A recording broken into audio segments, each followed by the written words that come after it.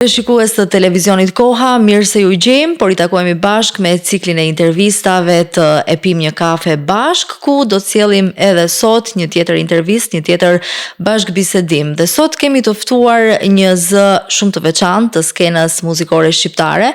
Është një mezzo-soprano nga Korçova, aktualisht jeton në Tetov. Ka sjell shumë këngë, por edhe bashkëpunime mjaft të suksesshme. Aktualisht është profesoresh në Fakultetin e Muzikës këtu në Universitetin e Tetovës.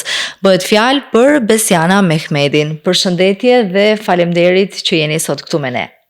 Faleminderit shumë, kënaqësi e jashtëzakonshme që të gjendem pas shumë kohe në studiot e televizionit Koha, që është një medium për cilin të gjithë ne obligohemi të kemi respekt dhe natyrisht gjithmonë t'i përgjigjemi ftesave sa herë që na ftoni. E para sepse në këtë kohë nuk është lehtë që një medium, posaçërisht në Tetov me problematikat që ne I dim edhe përballë të tjerëve, të funksionoj mbi 3 dekada. Dhe e dyta që është shumë kënaqësi që me një gazetare, do të thoja shumë të përgatitur, si qeni ju, Bleron, të pim një kafe bashk pas një dite të lodhshme dhe të flasim për gjërat bukura të artit. Shumë faleminderit për ftesën. Faleminderit shumë edhe nga ana jote që je sot këtu me ne dhe sigurisht është kënaqësi të pim një kafe bashk, edhe simbolike, por edhe në të vërtetë. Pa diskutim. Dhe të flasim pak për ty, për karrierën, për jetën përgjithësi, për emocione, për kujtime të ndryshme. Kur jemi tek kafeja, pyetja e parë që dua të ta bëj është: kafen e pin për qetësi, e pin për të bërë një muhabet, apo thjesht për të ndarë bashkëbisedime me atë që po e pin kafen? Realisht, tek ne, vetëm tek shqiptarët është ajo shprehja ta pim nga një kafe, që nënkupton plane për punë, biseda për një problem caktuar. Kjo ndodh edhe me antarët e familjes, edhe me shoqërinë, edhe me kolegët, por tek unë kafja është nevojë, sepse pa te nuk mundem me funksionu. Gjë e parë që bëj në mëngjes është kafja, dhe gjatë ditës konsumoj shumë, mbi 5-6 kafe në ditë.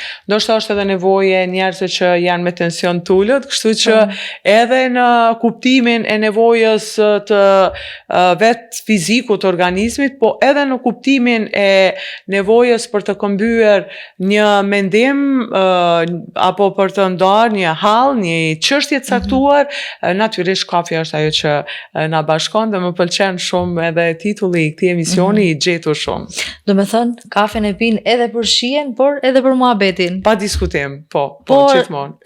Të ndodh për Dhe atë pa sheqer, sepse dikur daja im, po e kujtoj, është I ndjer, Liza Smaka, ka qenë prej juristëve më të shuar në Kosovë, nënshkruesi I deklaratës pavarësisë së Kosovës, thoshte kafja me sheqer nuk është kafe, dhe ne thonim qarë është kjo, që ishim shumë të ri. Ma vonë e kuptova që sheqeri humb shihen, kishte shumë të drejtë, dhe kafe pa sheqer, ashtu espresso, jo ndryshe. Kjo është preferenca ime me vite. Edhe e din të gjithë, do me thonë që edhe në gjithë familja e din që pa kafe nuk funksionoj. Që kemi ngustët e përbashkëta. Besiana, kur ka qenë një kafe e fundit që e ke pirë me dikë që të ka lënë përshtypje, të ka lënë bres? Edhe biseda, por edhe kafja. Realisht në Bujanoc, për koncertin e fundit që ishim, që u organizua për 24 vjetorin e rënies së Ridvan Qazimit, komandant Lleshit, më bëri shumë përshtypje kafja me djalin e komandantit, Leventin, I cili për fatin e mirë është edhe nënkryetari I komunës. Mënyra se si fliste me aq modesti, po edhe pozita që kishte në komunën e Bujanocit dhe kujdesi I tij që çdo fjale maste më ka bërë jashtëzakonisht përshtypje. Përndryshe, shumë shpesh na ndodh që të takojmë në udhëtime të shumta, sepse puna jonë është e tillë, posaçërisht gjatë kësaj periudhe janar deri në ku jemi sot, në fund të majit, kemi realizuar 10 koncerte klasike që nuk është e lehtë në të gjitha qendrat nga Shqipëria, Kosova deri te Bujanoci, Dibra, ditëlindja e Skënderbeut që ishte me 6 të këtij muaji, me 6 maj, kështu që deshte takon njerëz që të lënë shumë përshtypje dhe kafja është ndryshe. Domethënë dëgjon gjëra të cilat nuk mund t'i dëgjosh çdo ditë në rrethin që frekuenton edhe në mes njerëzve që çdo ditë i takojmë. Një bisedë ndryshe, një atmosferë ndryshe, diçka ndryshe sigurisht. Nga gjitha këto lëvizjet e shpeshta, siç e the, është e lodhshme, por ndoshta edhe kënaqësi. Është e lodhshme, është e lodhshme shumë. Udhimet janë të lodhshme, por natyrisht kur e bën me dashuri, me pasion, pastaj krejt lodhja ik edhe harrohet, po saqërisht është i bukur ai momenti pas shfaqjes, kur e gjithë salla vinë të përgëzojnë, ndajnë komentet më pozitive. E bukur është që këto koncerte edhe i moderoj vetë, ndonë se nuk pretendoj të quhem moderatora apo prezantuese, shumë vite kam punuar në gazetari. Dhe kjo ka qenë një dëshirë apo një ushqim që babai e kam mbjellur tek unë shumë herët. Kam punuar shumë e re redaktore kulture në revistën Ritmi në Kosovë, pastaj kam punuar në gazetën Rilindja shumë kohë, e ata që punonin në Rilindje vërtet bëheshin gazetar sepse kishin një filtr shumë tashpër. Po flasim për vitet 96-97, vitet hershme. Pastaj kam bashkëpunuar shumë me revistën Jeta, me Zërin, kam punuar 12 vite bashkëpunëtore Radios Australiane, SBS Radio, programin Gjuhën Shqipe, si bashkëpunëtore për ngjarjet nga Maqedonia, pra jo vetëm të kulturës, por të gjitha ngjarjet, një përmbledhje javore e kishim, dhe ishim 3 korespondent, unë nga Maqedonia, një nga Shqipëria dhe një nga Kosova. Pastaj kam patur gjatë periudhës 2010-2011 emisionin tim Gjurmë në Pentagram, që është realizuar në televizionin shtetëror të Maqedonisë, ku vetë prezantoja dhe vetë e ideoja, e bëja gati gjithçka. Kështu që këto koncerte jo pse dua t'i prezantoj, por është konstatuar nga stafi dhe ekipi që përbëhet nga maestro Zhani Ciko, nga Mariana Leka, soprano primadona operës Tiranës, mjeshtre e madhe, nga pianistja Rudina Ciko, në një pjesë të koncerteve ka qenë edhe aktori Xhevat Limani, grupi korali studentëve tanë të Universitetit Tetovës, pastaj si drejtor artistik është Shkodran Tolaj. Kanë ardhur në përfundim që më e mira është prezantoj vetë për shkak se e njoh repertorin, fushën e muzikës, po njëkohësisht edhe mi shërohem me ngjarjet. Me ngjarjen adekuate. Realisht përpara aktiviteteve gjithmonë 3-4 ditë shoh gjithçka, dokumentare, lexoj gjithçka për vendin, për personalitetin apo për personalitetet, dhe këto aktivitete kanë qenë kuadër Flakës Janarit, pavarësisë Kosovës, ditëlindjes së Skënderbeut, pastaj rënies të Skënderbeut, koncert në Lezhë kemi patur gjithashtu. Për 8 marsin e kam realizuar në Gjakov Gratë në Kulturë, që tradicionalisht tashme edicioni 4 të mbajt.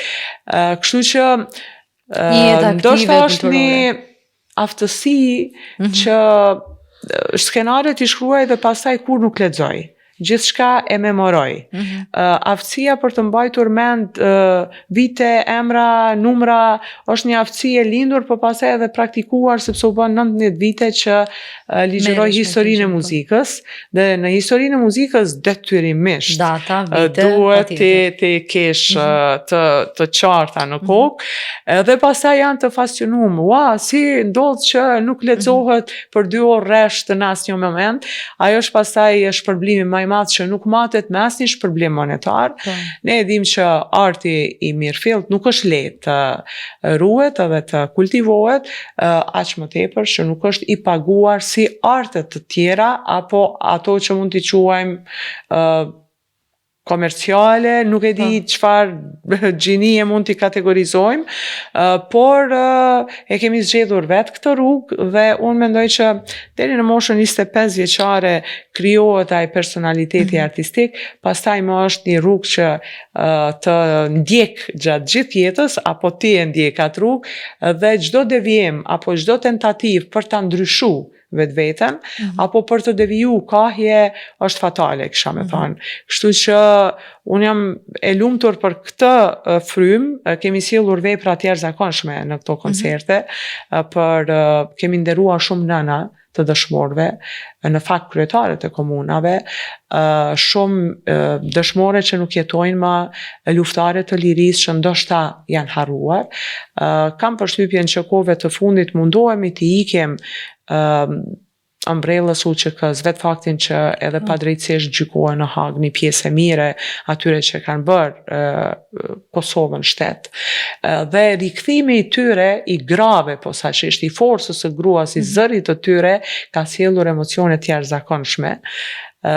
Po edhe aktiviteti i fundit në Bujanoc me sallën plot e përplot ishte një emocion i veçantë. Pas 24 vitesh ndodhte që për përvjetorin e komandant Fleshit organizohet një koncert homazh përkujtimor, shumë i kuruar, i kujdesshëm, me një repertor adapt dhe specifik për atë ditë, kështu që natyrisht edhe udhëtimet jashtë shtetit i kemi patur gjatë kësaj periudhe në Suedi, në Zvicër, koncerte të tjera, në Tuzë për Dexhë Lulin, në Memaliaj ku shpesh shkojmë atje në jug të Shqipërisë, që janë koncerte bashkë me Shkodranin me potpurit që i kemi, domethënë jo klasike, me që kultivojmë edhe gjinin jashtë klasikës, që është ai tabani jon i pastër kombëtar, kështu që ka qenë një periudhë shumë e ngjeshur, po e bukur, më tepër është shqetësuese që kur ke shumë adresa, siç kemi ne në Kërçov, Tetov, Prishtinë, Shkup, Deçan, pastaj gjëra të ngatrohen, ndonjëherë mendon që ke diçka në Tetov, po nuk e ke në Kërçov, kështu që kjo është më e lodhshme, edhe menaxhimi i vajzës. Aty doja të dalë, si e menaxhoni bashkë me Shkodranin, sa e vështirë është? Është e vështirë. Sa sfida ka?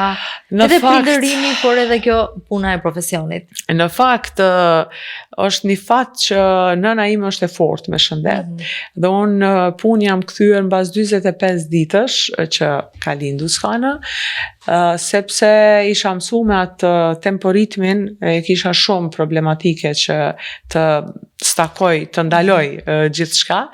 Gjatë gjithë kohës që ne jemi në udhëtime apo të angazhuar, ajo është nën përkujdesjen e nënës sime, edhe kam pas fat, si duket gjithçka në jetë kthehet, edhe unë jam rrit me gjyshin edhe me gjyshën, me gjysharit në fakt, dhe tani u Skana ndonse shkon në balet, sepse nuk duam ta lëm pa aktivitet, shkon në një kopsh privat ku e dërgojnë dhe e kthejnë, sepse nuk mund ta menaxhoj gjyshja, e periudhën e verës se ka pasaj liri në Kërçov dhe ajo kënaqësia e fëmijëve, siç e kemi pas të gjithë. Ti Besiana, ku e klasifikon veten? Jetë nënat e ngjitura që do gjithmonë patjetër ta kesh fëmin afër vetes, ti jesh një nën autoritare, apo jetë tek ato nënat që je më e hapur, më rahat, po themi, nga ky aspekt? Nuk dua që të jem nën, si me thënë, e bezdisshme. Nuk e kam problem ta lë Skanën. Jo kudo, po aty ku është e sigurt. Ku beson? Nuk e kam, sepse profesioni vetë e ka bërë këte, edhe ajo është mësu me këte, dhe kjo e ka bërë që ti doj shumë të gjithë njerëzit, i njeja nuk i njeja i përqafon të gjithë.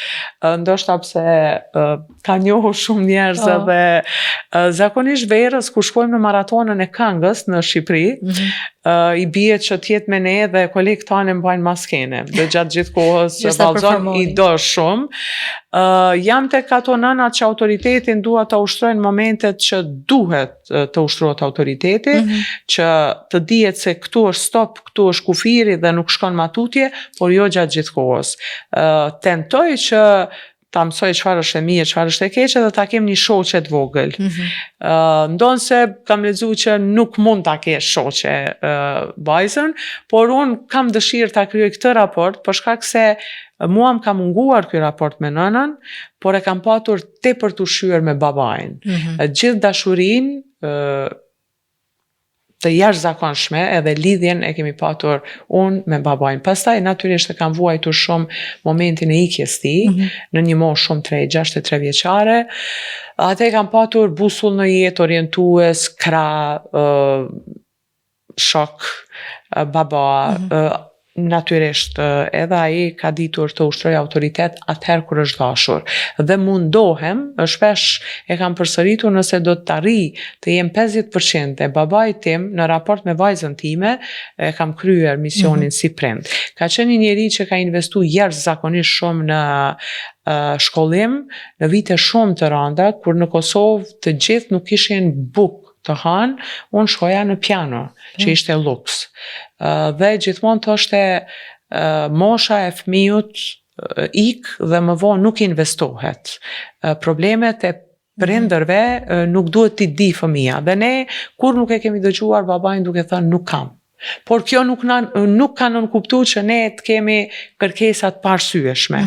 Por nuk kam për shkollim, apo nuk kam për një investim caktuar, asnjëherë se kemi ndëgjuar, ndonse e kuptoj sot që ka patur momente që nuk ka pas. Edhe ka gjetë vetveten, nuk e di, ka marrë borxh apo si ja ka dalë, por ne nuk e kemi dëgjuar fjalën nuk mundet dhe nuk kam. Asnjëherë, dhe kjo më ka bërë shumë përshtypje. Besiana, si ke menaxhuar ikjen e babait? Shumë vështirë. 11 muaj sa babai ka qeni diagnostifikuar me kancer, sepse smundja e tij ishte shumë e papritur. Në një moshë kur kishte shumë për të dhënë dhe shumë energji akoma për të shkruar, sa filloi botoi 2 librat, Shtetëformimi i Kosovës dhe Me gjurmë më dhejt e Kosovës. Diagnostifikohet me kancer, njerë është një dramë për familjen që nuk don me besu. Pastaj kur e kupton, do me thonë një detyruar ta pranosh, unë kam luftuar aq shumë sa që e kisha bind vetveten që unë do t'jem 1 në 1 milion që do t'jem shembulli i shpëtimit babait tim. Dhe në ndërkohë që ai merrte terapi mjekësore, nuk kishte ilaç bimor që unë nuk e kisha marrë dhe nuk ishte i detyruar ta provante. Ato 11 muaj unë kam qëndruar me babain, kam fjet me te në një dhomë, nuk më ka interesuar fare as për Shkodranin, as për asgjë, as për karrierë, as për pastaj me humbjen e tij, 1 vit të plot, unë kam kalu një fazë shumë të vështirë, e veshur krejt me zeza, nuk kam mendu kur ma të këndoj, kur ma t'i kthehem skenës, sepse mendoja që pa te nuk ka kuptim jeta. Isha e mësuar që t'i bëj telefon, ta pyes për dilemat e mia, dhe kur jam njoft me Shkodranin, kam thënë vetëm një gjatë duhet me kuptu që edhe 100 të tjerë të më radhiten, babai im është mbi të gjitha dashuritë në botë, dhe këtu nuk ka kompromis. Dhe duhet me më kuptu që edhe në 3 mëngjesit, edhe në 5 mëngjesit, nëse babai im më bën një telefon, unë do t'jem atje ku ai është. Pastaj lidhja edhe tyre ka qenë shumë e fuqishme. Edhe kjo akoma ma tepër si me thone, e forcoj gjithat lidhje që unë e kisha vetëse me babain. E kam kalu shumë vështirë, kam mendu që kur nuk do të kthehem në skenë, dhe ka qenë një moment pas një viti kur tentoj vllau im, unë kam vetëm një vlla, mentori është ekonomist, punon në Fondin Monetar Ndërkombëtar, ka qenë përfaqësues i Kosovës 10 vite në fond, tani është staf i brendshëm amerikan në Washington, dhe më thot apo mendon që kështu pafundësisht kemi mujt me vazhdu, se nuk është në rregull. I them, po ndjehem kështu. Do me thonë, e kam këtë ndjesi dhe nuk mundem ndryshe. Spaku këto ngjyra të ndroj, nuk arria. Dhe nëna pastaj në një moment më ka ullë, si rrallë herë, apo si kur asnjëherë, dhe më tha, apo mendon që e bën të lumtur, a mendon se ka investu përqenti kështu, a mban mend që ju ka pason kur të ndroj jetë nuk du me vajtu për mu, po me më dërgu me simfoninë e nënt Beethovenit, me himnin e Evropës të më përcilni, a mendon se të tjerët do të thonë që e mbajti babaj në skenë dhe tani që s'është nuk ja del dot vetë, kam reflektu një javë. Ka qenë kjo biseda pikë kthese. Ka qenë kjo pika e kthesës, pastaj ato kafet me vetveten janë shumë të rëndësishme. Kur ulesh edhe pin kafe me veten, edhe flet me vetveten, pastaj kam vendosur që të kthehem. Jam kthyer me Stabat Mater, që është një vepër e Pergolesit, që është pikërisht vepër shpirtërore, që ju dedikohet shpirtrave të humbur. E kam shfaqur në Filharmoninë e Maqedonisë dhe këtu në Pallatin e Kulturës në Zetov.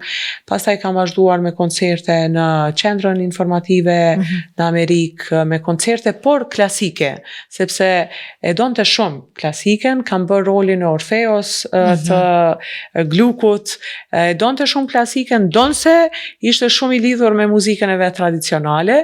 Dy këngët që vazhdimisht i ka kërku t'ja këndojmë në çdo ndej, ka qenë Vinë vaporat, Janinës Shqipan syt, ndonjëherë edhe 24 pashallar, që kishte kështu shumë qef, dhe Vjen Valia pi manasteri, që është identiteti i joni si kërçovar. Domethënë disa këngë, madje emisionin e fundit që e kemi bashk, është realizuar në Radio Televizionin e Kosovës, ka qenë basi që ka përfundu kemoterapit, i lodhën, shifet, ka marrë forcë dhe kemi interpretu bashk Vinë vaporat, është i xhiruar, është në YouTube, ka patur shumë dashuri për jetën, ka patur shumë dashuri për njerëzit, ka patur shumë dashuri për profesion, edhe urrejtja nuk ka pas vendën shpirtin e tij, edhe kjo e ka po shumë veçantë. Ata që e ka njohur babain, Qaniun, e mbajnë mend për të tillë. Domethënë, ka fal dashuri pa kushte dhe asnjëherë nuk ka kërku, vetëm ka dhënë.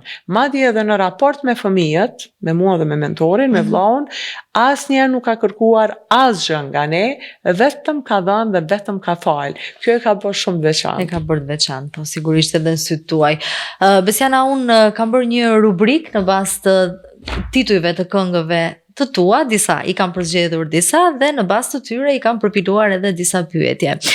Do ta nisi me Kepin e Shpresës Mirë, është realisht një bashkëpunim dhe pyetja e parë në lidhje me këtë titull është: a ka Besiana një kep shprese të mirë, një vend fizik, emocional apo edhe shpirtëror ku kur ndihesh e lodhur apo e mërzitur shkon atje? Dhe kush është nëse ka? Po, në fakt Kepi i Shpresës së Mirë është një këngë shumë e bukur. Besohet se Kepi i Shpresës së Mirë ekziston, që pavarësisht furtunave dhe stuhive, njerëzit ja kanë arritur të shkojnë deri aty dhe ta gjejnë suksesin. Ndonse në të përsosurën asnjëri nga ne nuk beson shumë. Por sa i përket atij vendit emotiv, emocional, fëmiria në Kërçov më bën shumë, më kthen shumë pas në kohë dhe Shkodrani më ngacmon thot Afrodita përsëri në fshat. Kam shumë dëshirë që t'i heqi krejt barierat, të vishem me teshat më të thjeshta dhe të ndjej si me thonë të bie në pikën zero. Dhe pika zero është fshati.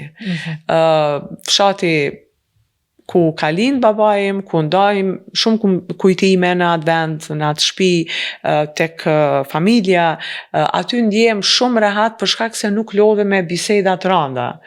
As të artit, as intelektuale, as akademike, janë biseda shumë të këndshme dhe kisha me dash shumë gjatë me vazhdu ajo periudha, por duhet t'i rikthehemi pasaj punës dhe më ngacmojnë, sa mirë po e ndjen veten, them po, kam nevojë që të zhvishem prej krejt aty në përgjithësive, edhe ajo është, kisha me thënë, por natyrisht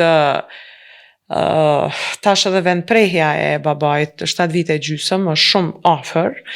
Shpesh kur kam nevojë me e gjet shpresën, energjinë pozitive, shkoj e flas edhe jam pasaj e qetë, jam shumë e qetë. Nëse do i ritakoje veten tënde më të vogël, më të re, çfarë këshille do t'i jepje? Nëse do e dije gjithë të rrugë që do ndiqen në jetë. Prapë e njëjta rrugë do të ishte e njëjta, sepse unë, si që thash, kam qenë shumë e lidhur me babain dhe mendoj që faktor evident në ngritjen time, po dhe të ndërtimit karakterit ka qenë pikrisht babai. A do të merresha me art, nuk e di. Dhe nuk e di a do t'ja preferoja vajzës, nuk natyrisht për zgjedhjen e saj do ta mbështes me gjithë forcat, por jo t'ja imponoj, jo t'jem detektuese në dua ta ketë kulturë, të merresh me art në Ballkan është sfidë e jashtëzakonshme, posaçërisht ti jesh një grua artiste, por jo vetëm artiste, intelektuale në përgjithësi. Pse? Sepse modeli një gruaje artiste po dhe ndryshe, gjithmonë ka qenë i anatemuar, i paragjykuar, i parë në një këndvështrim tjetër, ne kemi plot shembuj, kështu që vetë fakti që edhe në Evropë deri në shekullin e 19, domethënë shekujt 17-19 është ndaluar dalja e grave në jetën publike, dhe si pasojë kanë ardhur këngëtarët kastrat. Këngëtarë që kanë zëvendësuar sopranot dhe altot, pra këngëtarë të kastruar, meshkujt të kastruar. Kjo flet për një problematik që ka qenë në Evropë dhe pastaj është barë tek ne. Megjithatë, dikush duhet ta bëj, edhe dikush duhet t'i thyej edhe ta but, edhe akuj të shumt, dhe unë mendoj që shqiptarët kanë modele të femrave të jashtëzakonshme, duke filluar nga Parashevi Qiriazi që është model në arsim, edhe në kulturë, Marie Kraja, Tefta Tashko, Nexhmie Pagarusha, e shumë emra të mëdhej. Pastaj kur flasim për Maqedoninë, gjithmonë me shumë respekt i kujtoj Violeta Turkeshin, Hanife Seyfullareqanin, Evdokia Serafimin, Nermine Ketin, Gonxhe Manakin, që ndonse kanë tentuar t'ja undrojnë identitetin. Gonxhe Manakovski e gjejmë në disa prej këngëve, është e familjes së vëllezërve Manaki, vëllezërit fotografët e parë në Maqedoni, që edhe ata tentojnë t'i përvetsojnë pala tjetër, por në fakt kanë qenë shqiptar ortodoks nga Maqedonia lindore, dhe natyrisht kjo do t'ishte prap rruga që do ta ndiqja, dhe nuk jam pishman për gjithë atë që kam kaluar, pavarësisht që ne kemi kaluar si gjenerat sfidat shumta të kohës, jo vetëm unë, po gjithë gjenerata ime. Sfidat jashtëzakonshme të paraluftës në Kosovë, të bombardimeve në Kosovë, të luftës në Maqedoni, edhe të sfidave të profesionit të babait tim, i cili nuk e ka patur lehtë, që 92-97 kaloi vitet më të rënda në Shqipëri, në kohën kur ilegalisht dilej në kufi. Në atë kohë mbaj mend një kujtim interesant, doja të shkoj në Shqipëri dhe në kufirin Maqedoni Shqipëri pyesje ma mund të mos na veni vul në pasaport, sepse atë pasaportin e Serbisë të asaj kohe, në momentin që kishte vul të Shqipërisë, na e konfiskonin në kufi kur dilnim në Kosovë. Dhe thanë, po, kalo pa problem. Kur u kthyem nga Shqipëria, ma vun vulën. Dhe si vajzë 15 vjeçare kam kaluar ilegalisht kufirin për të kaluar në Kosovë, për të shkuar në shkollë. Kur arritëm në Prishtinë me nënën edhe me vllaun, duheshte të gjejmë zgjidhje për si t'ja bëjmë tani, se vazhdimisht duhet vinim në Maqedoni të takojmë babën. Kujtohet çka nuk kemi zbulu ne shqiptarët, ishte dikush që fshinte vula. Sa atëherë s'kishte sistem elektronik. Me X para, nuk e di në atë kohë me marka ka qenë, po e di që so her pasaj kemi kalu kufinin, Keni me shkuar? 100 ethe, se mos po e shohin, dhe kemi qenë shumë të rinj, do me thonë. Unë i kam patur 15, vllau i ka patur vetëm 11 vjetë në atë periudhë, do me thonë, periudha jo të leta. Po. Të kalojmë tek një tjetër titull kënge, mjaft e bukur edhe kjo, Ti je jeta ime. Nëse do ta përkufizoje jetën në këtë fazë të jetës që je tani, si do ta përkufizoje shkurt? Nuk e kam ditur sa e bukur është jeta me fëmijë. Sepse ne 11 vite nuk kemi patur fëmijë, një periudhë se si me thonë, angazhimet apo pretendimet për të magjistruar e për të kryer obligimet shumë ta që s'kryen kur. Dhe pasaj, për shkak edhe të ngjarjeve në familje edhe komplikacioneve të ndryshme, por me Shkodranin kemi pas konstatu që nuk do me thonë me pas fëmijë domosdoshmërisht, sepse në raportin tonë nuk ndron asgjë një fëmijë. Kështu mendonim kurse kishim Uskanën. Kur erdhi një jetë Uskana e pam që jeta mori një kuptim edhe dimenzion krejt tjetër, dhe kuptova babain tim që thoshte jeta bashkërtore nuk ka kuptim pa fëmijë. Vërtet jeta është e bukur kur ke dike, kur punon për dike, kur mezi pret të shoh edhe ti mezi pret ta takosh, kur e shet çdo ditë që po rritesh, e bashkë me të rritesh edhe ti si prind. Por them që jeta në të gjitha fazat e saj është e bukur, duhet ta shijojmë çdo ditë si kur t'jetë dita e fundit, dhe kisha me thonë që e vetmja frikë që ne e bartim kot, nëse dikush e ka frikë, është frika nga vdekja. Sepse kur nuk e dim kur vjen edhe si vjen. Kështu që bukur është të transmetojmë energji pozitive, natyrisht, unë nifem si person që kam kërkesa. Nuk është që s'kam kërkesa. Dhe këto kërkesa, apo t'i quajmë parime, i kam jo se janë mani e imja, po se mendoj që janë kërkesa domosdoshme për të ndërtuar një tardhme të sigurt, apo për të ndërtuar një gjeneratë sigurt, apo një bashkëtorësi të sigurt, apo një familje të shëndosh. Por them që në jetë duhet të japim shumë për të marrë. Megjithatë, asgjë nuk është e mirëqenë. Të ndalemi tek kënga Zgjohu. A ka pasur një moment në jetën tënde që je ndjerë e fjetur apo e përgjumur dhe muzika të ka ringjallur?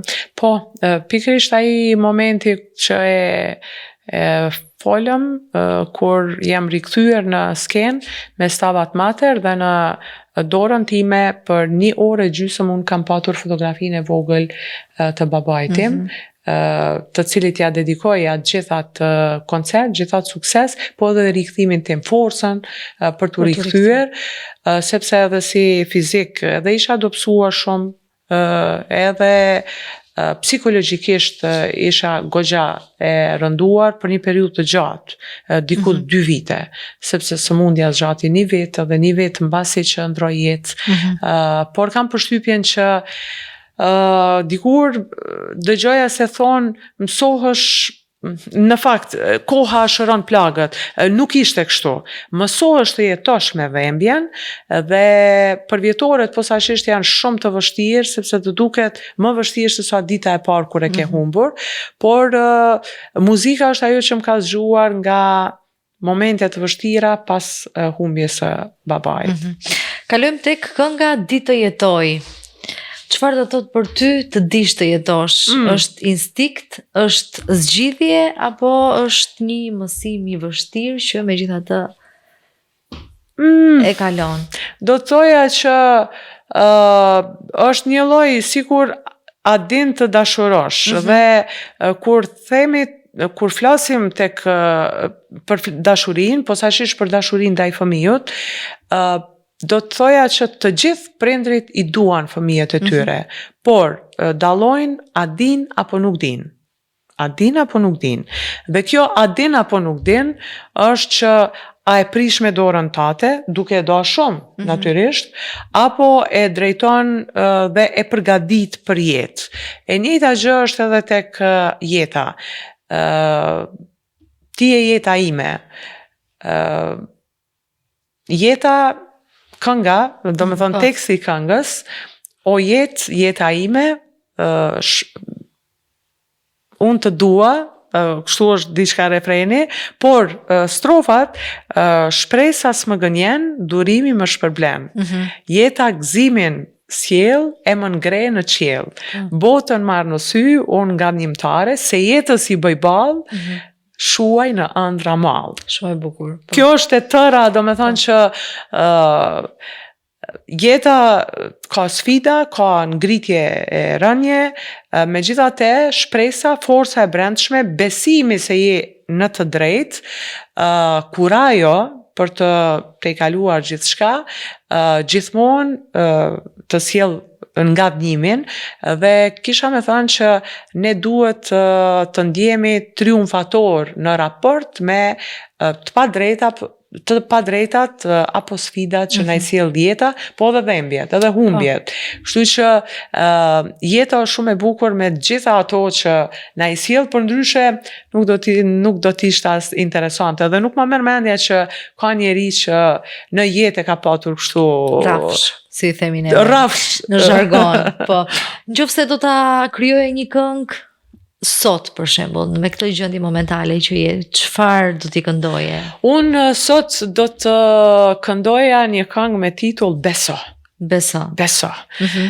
Beso në shoqërinë tënde, beso në bashortin tënd, beso në fëmijët e tu, beso në të vërtetën, beso në vlerat e skaluarës, beso në talentin e trinjve, investo. Natyrisht, kur beson, edhe investon.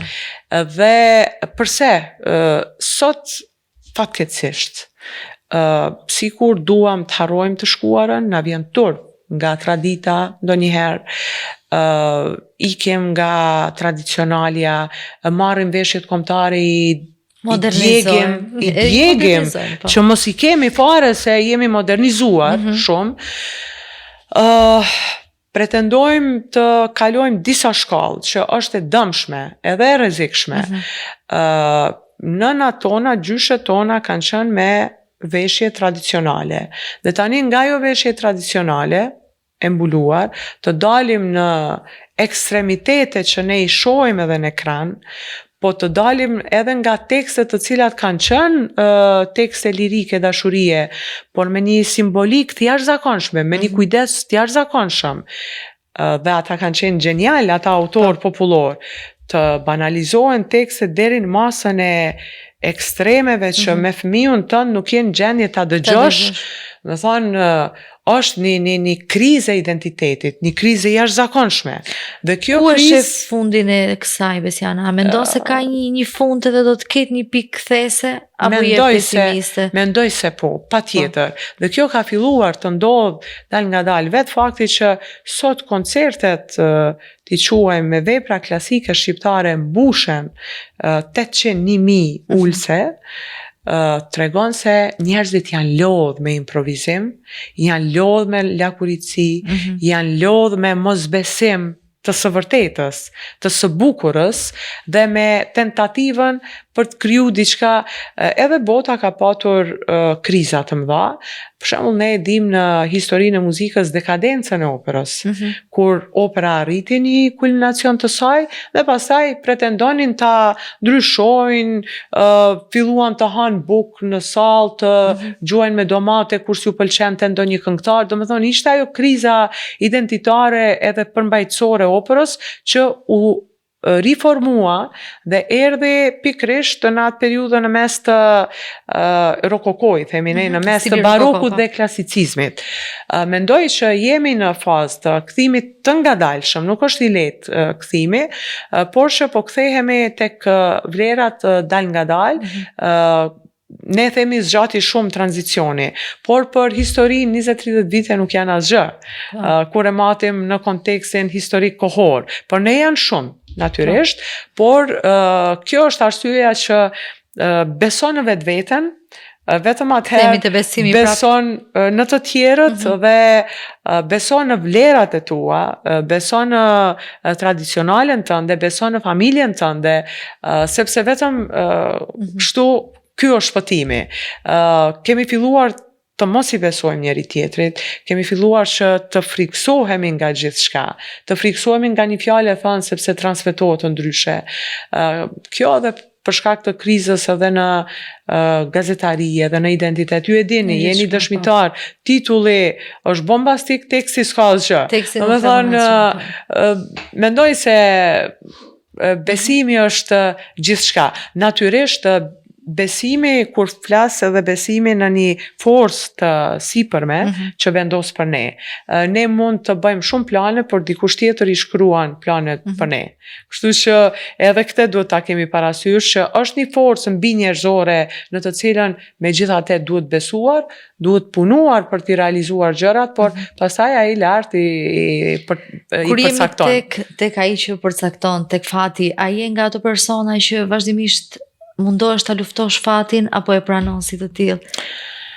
Mendoj që gjithçka është e shkruar dhe sado që është e vështirë, sado që mund të jetë e padrejtë, gjithçka ka një arsye dhe nga çdo padrejtësi apo nga çdo sfidë apo nga çdo fat i keq ta themi, ka mësime jete, që e tham, në jetë ka instinkt, ka mësime jete, mirë është të mësojmë nga gabimet e tjera, të tjerëve, jo nga gabimet tona, megjithatë çdo gjë që ndodh, nëse e te i kalon, dhe e te i kalon me sukses, një çfarë do lufte tjetë ajo, edhe popujt nga luftrat kanë dalur vetëm më të fortë edhe më të përgatitur. Dhe liria pa luftë nuk fitohet. Shpesh kur diskutojmë edhe për lirinë bashkëshortore dhe lirinë në raport të gjinive të ndryshme, lirinë askush s'ta fal. Ajo fitohet me aftësitë e tua, me punën tënde, me besimin që e krijon tek tjetri. Dhe raporti bashkëshortor është shumë me rëndësi të jetë i vërtet, i sinqert dhe me këmbë në tokë. Prandaj është edhe ai titulli beso, sepse kemi shumë improvizim dhe shumë të pavërteta në raportet e përgjithshme. Kështu që mendoj se sot edhe kauza gjinore, ne i kemi disa emisione që po na bie her pas here ti shikojmë, mendoj që është shumë e tepruar. Sot gratë duhet të mbështeten më tepër njëra tjetrën, sesa të ankohen se s'kan hapësirë në raport me meshkuj që gjinin tjetër. Prandaj mendoj se në këtë kuptim çdo fat apo çdo gjë që ndodh duhet të perceptohet ashtu si ndodh, mirë po natyrisht luftohet për tu arritur triumfi, sepse nga ai triumf del gjithmonë më e fuqishme, gjithmonë më e fortë dhe e vërteta gjithmonë triumfon. I duhet pak kohë, natyrisht, por e vërteta triumfon. Të ndalemi pak tek projektet, tek karriera, çfarë po punon aktualisht, çfarë do të sjellësh për gjithë adhuruesit e muzikës? Kemi tani në qershor koncertet e ditëve të çlirimit. Është me 12 qershor koncerti në Ferizaj, në qytetin që ka shumë kulturë, me 18 qershor një koncert gjithashtu me vepra klasike shqiptare në Klin, me 20 qershor është një koncert në një vend të hapur në Istog, dhe është një moment historik kur riparosen luftarët tanë, 47 në numër, hapësira, do të thonë është open air, për herë të parë, një koncert klasik, jepet përpara 2-3 mijë spektatorëve. Më pas kemi një këngë bashkë me Shkodranin që duhet ta incizojmë këto ditë, dedikuar Ylfete dhe Mentor Humollit, 2 dëshmorëve të lirisë së Kosovës. Më pas do të kemi aktivitetet e verës, maratonën e këngës, festivalet të cilat të mbahen zakonisht në Memaliaj, në Viti, një koncert gjithashtu në kuadër të ditëve të diasporës që mbahet në Viti dhe Gjilan, kështu që këto janë planet e më të afërta. Pastaj që tani jemi me 22 nëntor sërish në Zvicër të ftuar për të prezantuar edhe për të interpretuar disa pika, kështu që këto janë planet më të Plane afërta. plot dhe gjithmonë me Shkodranin. Po, patjetër. Patjetër. Por këto koncertet e fundit e falenderoj shumë që ka qëndruar në prapasken dhe është marrë me gjithat pjesën organizative dhe kam përshtypjen se pa te asnjëri nga ne nuk mundemi të funksionojmë. Është shumë e rëndësishme që të jetë profesionist ai i cili rri prapa kuintave, që merret edhe me ndriçime dhe me, si me thënë, edhe kur del një folës në skenë e mendon çfarë muzike do të lëshoj që shfaqja të ketë një kontinuitet, të mos ketë ndërprerje, nga fillimi deri në fund të jetë një tërësi. Përveç asaj që merret edhe me detajet më të vogla nga reklamat e para që dalin, domethënë posterat që i quajmë ne, deri tek përgjedhja e programit, ideimi e gjithçka. Kështu që është kënaqësi, është lodhje, por është edhe kënaqësi të jenë dy të njëjtit profesion, por funksionon vetëm kur nuk ka rivalitet. Rivalitet profesional. Ne që nga momenti i parë kemi besuar në aftësitë më të mira të njëri tjetrit, dhe aty ku jemi më të mirë, për shembull, nëse do të më thoshte dikush sot kush duhet të vazhdoj të këndoj, unë do të thoja Shkodrani. Shkodrani. Po, sepse është vokal shumë i rrallë dhe shumë i fuqishëm, që rrallë gjindet. Pastaj, nëse do duhet të flet dikush, apo të merret me pjesën e shkrimeve, natyrisht Shkodrani do thoshte vazhdo Besian, se kështu që kjo është e bukura. Megjithatë edhe në këndim në këtë pjesën e artit që e sjellim, mundohemi që të sjellim, si me thënë, pjesët më të mira të ngjyrave tona vokale, dhe kjo fal edhe bashkëpunëtorëve. Do të thonë fal Adrian Hilës, Naim Gjoshit, Edmond Zhulalit, me cilët punojmë vite me ta. Shkodrani një pjesë të këngëve që i bën vetë duke qenë se na një mas miri vokalet tona, por fati është që kemi punuar me profesionistë dhe vazhdojmë punojmë me emra të mëdhej që na kanë falë artë dhe këngë shumë bukura. Festivalet pastaj janë një nostalgji e vazhdueshme, por e bukura është që ne organizojmë 2 festivale vetë, një në Kërçov dhe një në Deçan, ku ka patur mas shumë të nevojë. Në Kërçov si vjet është edicioni 12, në Deçan edicioni i 6, dhe aty performojnë shumë të rinë e treja. Nga ato festivale janë krijuar edhe shkollat private të muzikës, nuk po i quaj kurse, sepse aty ka mësuar edhe teori edhe histori edhe jashtë programeve të shkollave tulta të thjeshta të muzikës. Kështu që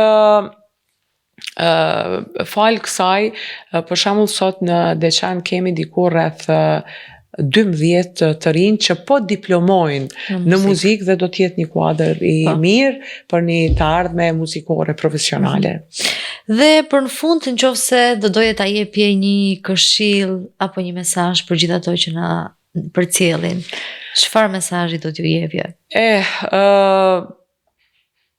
Me sa kam idenë, domethënë në mesin e këngëve të mia është edhe një shumë e bukur, lutje për Prishtinën, që është dediku ditëve më të rënda të bombardimeve në Kosovë, atyre 12 ditëve dramatike, kur edhe ditarin ma kanë djek gjatë bombardimeve pas daljes këndej në Kërçov, po dhe këndej kemi dalë vetëm me një palë rroba dhe s'kemi gjetur asgjë. Po nisem me këte, një lutje për fat mirë të gjithë shqiptarëve, jo vetëm Prishtinës, për një avancim të statusit të shqiptarëve të Maqedonisë, të Luginës, të Malit Zi, atyre shqiptarëve tanë të pjesës Arbreshe, që të mos humben kur ato tradita, një lutje për të mbetur shqiptar të vërtet, natyrisht shqiptar me kohën, se nuk mund të pretendojmë të jetojmë si para 50 viteve, por në sfidat që kalojmë si komb edhe në tentativat për të bërë pjesë e një Evrope, që ne e këndojmë himnin e Evropës nga viti 1972, ndërkohë është shkruar më 1823 nga Beethoveni, në kuadër simfonisë së nëntë, uroj që të jemi vërtet pjesë e familjes evropiane dhe të mos shifemi se ajo zora qore, ai Ballkani që por shumë shpejt të integrohemi dhe të integrohemi me vlera, jo me gjëra të cilat Antivlera. I kemi kapur ndonjëherë modernizmat ne për bishti, unë kështu them, do të doja që të konkurrojmë me vlerat vërteta dhe të jemi shumë të dinitetshëm në atë familjen e madhe evropiane që më në fund duhet të na pranojnë. Po, ashtu urojmë. Besiana, ishte shumë kënaqësi të kem sot në intervistë, ka qenë një bisedë mjaft e këndshme. Shumë e këndshme dhe shumë e veçantë. E veçantë. E rrallë, faleminderit shumë, e vlerësoj jashtëzakonisht shumë, ju dëshiroj shumë suksese dhe po mbjen shumë mirë vërtet edhe po lumturohem që kemi një bleron. E uroj të kemi shumë blerona, sepse edhe gazetaria, ashtu si edhe arsimi edhe krejt fushat kanë atë krizën që e përmendëm më herët, por fakti që kemi zonja kaq të përgatitura, kaq konceptuale kisha me i qujtë në emisionet e tyre, flet shumë. Edhe më vjen mirë që televizioni Koha ka arritur t'ju merë dhe t'ju ketë vlerë të shtuar të këtij mediumi. Faleminderit shumë, e vlerësoj shumë, aq më pak që vjen nga ju. Uroj që të kem edhe herë të tjera në intervista, pse jo, për të promovuar projektet e radhës të cilat ishin të shumta. Atëherë, të dashur teleshikues, ishim bashkë me Besiana Mehmedin, mezzosopranon e njohur nga Maqedonia e Veriut. Ne bashkë do të takohemi sërish javës tjetër dhe përpara se të ndahemi do doja që të bëj një falënderim të veçantë për Eda Studio, të cilën mund ta gjeni përballë shkollës tekstile këtu në qytetin e Tetovës. Miru takofshim në